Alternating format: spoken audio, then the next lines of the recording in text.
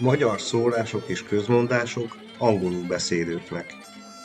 Hungarian sayings and proverbs for English speakers. Sitting backwards. Fordítva ül a lovon. We have an overlap with quite a few words that we saw on sitting on a horse. So we already know what lo is. It's a horse. And lovon is on the horse without movement. Ül is sitting. So it can either be the act of sitting or sitting without movement. Because it's lovon, it means that it's the second picture. We're sitting without movement. We're just sitting on the horse. Which leaves Fordítva. Fordít is a verb which means to turn around. It can also mean translate, but in this case we're looking at turn. The vo at the end turns it into an adverbial participle. Don't worry about the terminology. We have a look at it at the end for experts. It means turningly, moving in a manner of turning. So turningly, he sits the horse upon. He sits on the horse turning, but in this case it really means he sits on the horse backwards, that is he is turned around, or she. And that simply means that somebody acts in a way completely at odds with the normal way things are. So doing something really weird and out of the ordinary. For our vocab, we're going to look at animals to ride, apart from horses. We've come across somar before. It's a donkey. And ditto, teve, which is a camel. Lovely animals to ride. I had a go on a couple in Egypt. I had the stroppy one. What a surprise. Elephant. I'm pretty sure it's only Indian elephants that you can ride. So I've given you an Indian elephant. Yak. A yak. Yes, the people do ride them. Ditto. Reindeer. Reindeer are particularly interesting in Hungary because of the legend of the Csodor Szarvas, which is the wondrous deer. Szarvas meaning one that has antlers, or one that has horns in actual fact. Struts is an ostrich. They are ridden in some places. I thought they were ridden in Australia, but that has actually been outlawed due to animal cruelty.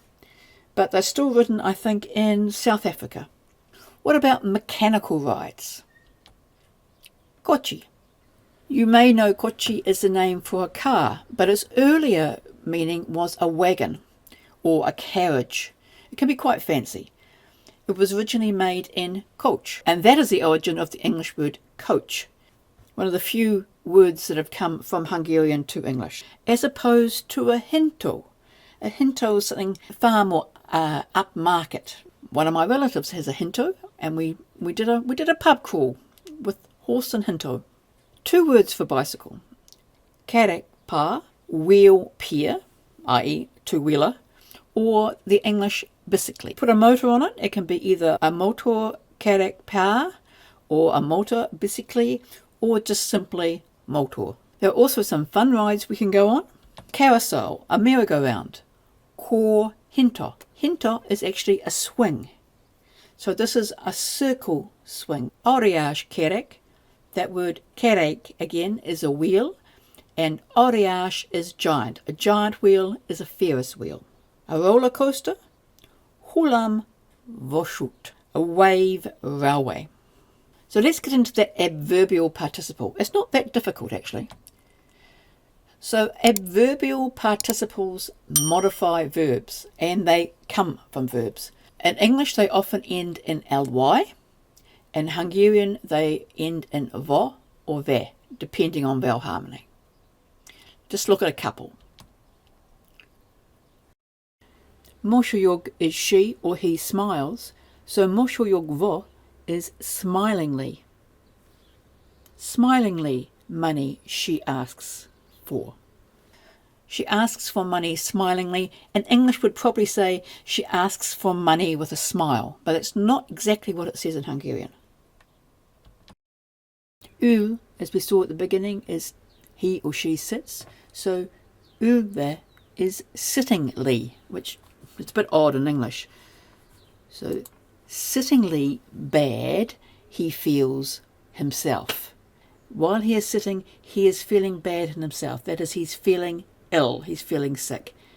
More naturally, he feels unwell when sitting down. But again, in Hungarian it is sittingly, he feels sick.